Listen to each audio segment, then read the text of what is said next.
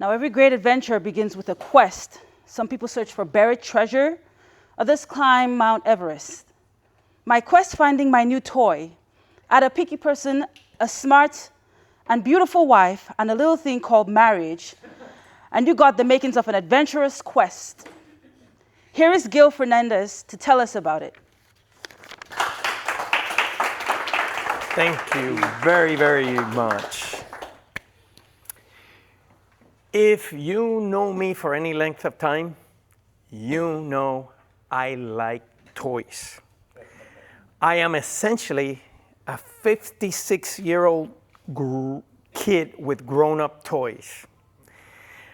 I have a Harley Davidson. I have a Honda scooter. I have telescopes. I have guns. I have drones. I have bicycles. I have motorized skateboards. I have stand-up paddleboards. So if it goes fast, it flies, or it floats, I own one at some point. As my wife and I have aged, we are now in our mid-50s. Our life has changed for various reasons. Some of these are wonderful, like for example, we have a very large group of friends that keeps on growing. And with a larger group of friends, we have more things to do in our spare time, and we enjoy doing those things. We've also found a new love of entertaining and hosting, and we throw some pretty fun parties at our house, which is great. But others, not so wonderful.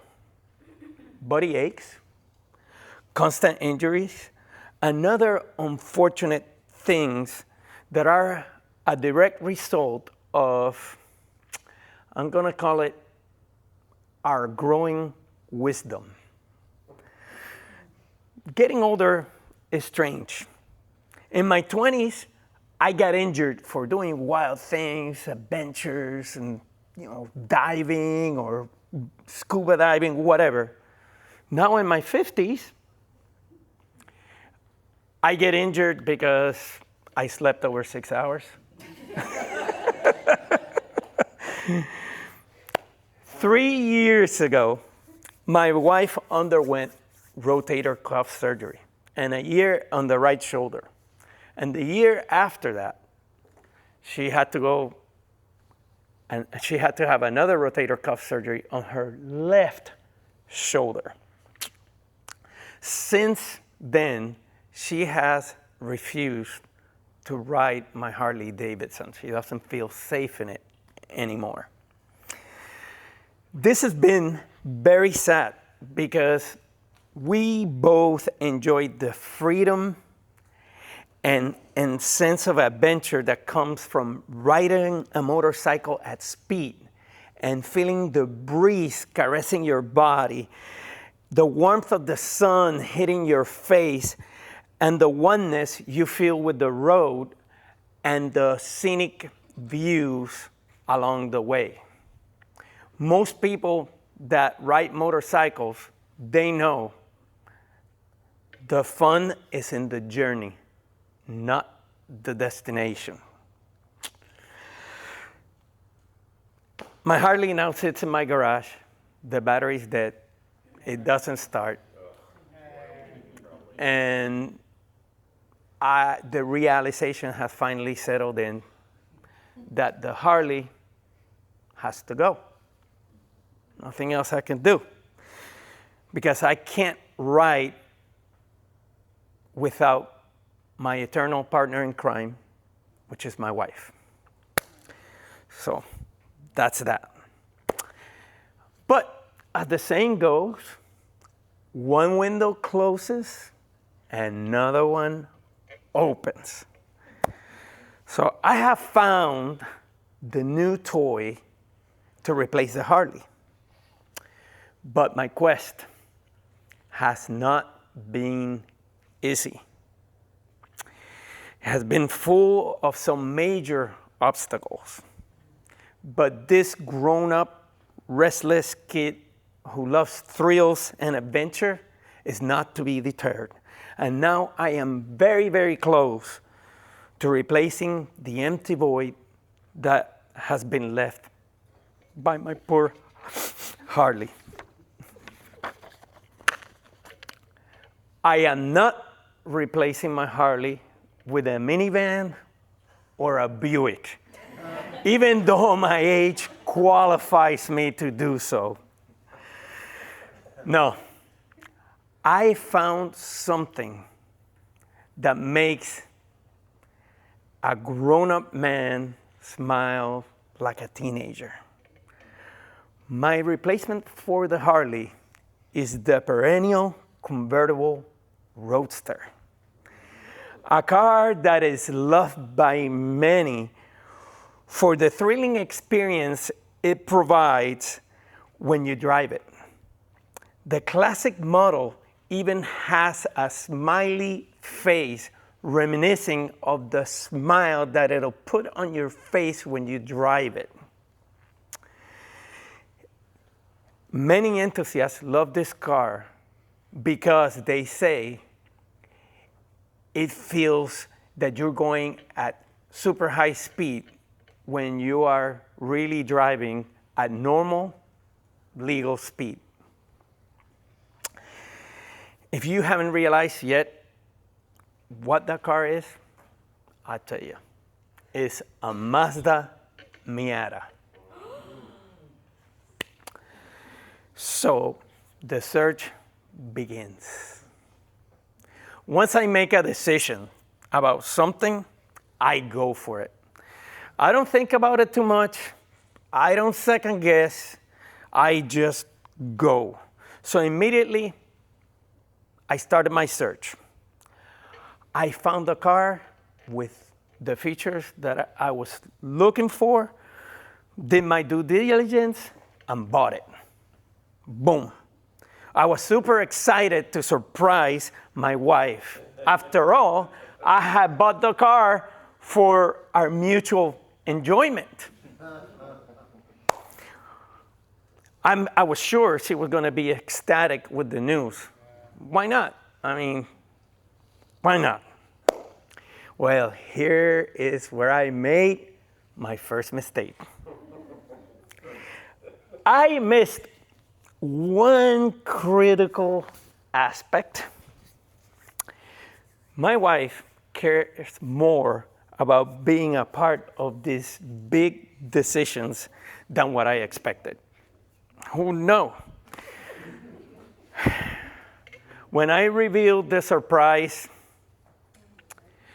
it went, pardon my expression, worse than a fart in church. I learned a very hard lesson on how not to impress your wife. Guess what happened? I had to tuck tail and return the car. But I still wanted it. So after holding high-level negotiations where lawyers weren't present but should have been, we established some conditions, mainly that she'll be part of the process, and I had to keep her informed. I also had to sell the Harley, but that's a minor thing. She okayed I continue my search and eventually purchase my precious Miata. Well, things happen for a reason.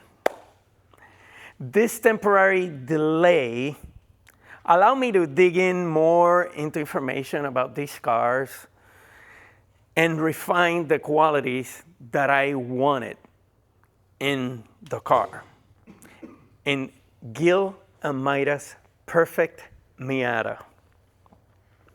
However, this spec is as easy to find as a unicorn in Plantation, Florida. Have you guys ever seen a unicorn in Plantation? No. That's what I figured. I have been looking for this car for months. And every time I find one, it sells in a few hours. I don't have any chance to tell anybody or do anything. But finally, a week ago, I was browsing through Carvana and a car showed up. The car checked most of the boxes that I wanted. So I immediately went to the chairwoman of the Department of Adult Supervision.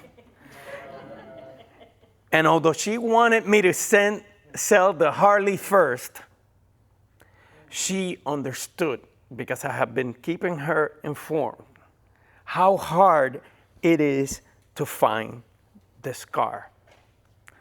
So she said, go for it. So I immediately put in a deposit, and now I'm waiting for the reconditioning and detail process so I am able to purchase the car.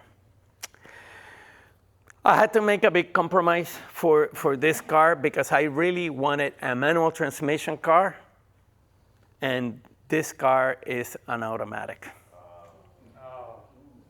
But beggars can't be choosers, so I guess I can live with that. But the plot thickens. As I was checking on the car, because I check on it every morning to see if it's moving along the process, another car popped up in the website, and this one checked most of the boxes, and it was a manual transmission. The only thing is that it didn't have the color scheme that I wanted. The one that I wanted is the club model that's a little bit more sportier, and it's got racing stripes. It got some accents that make it look fantastic. This one was a Grand Touring model, which is the top of the line. It had all the racing specs that I wanted because it had the upgrade. It was manual transmission, but it didn't have the look of the car that I had reserved. So now this is where my search stands. I still don't know what to do. So if you want to know how it ends, stay tuned. I hope you enjoyed the story of my quest. It has been filled up with ups and downs, stress and heartbreak. But as it nears its end, I realize it was all well worth it. Now, if you'll excuse me, I have the red light on, and I have 2 Miatas to obsess over and a Harley Davidson that I need to convince someone they absolutely need. Back to you, Madam Toastmaster. Thank you.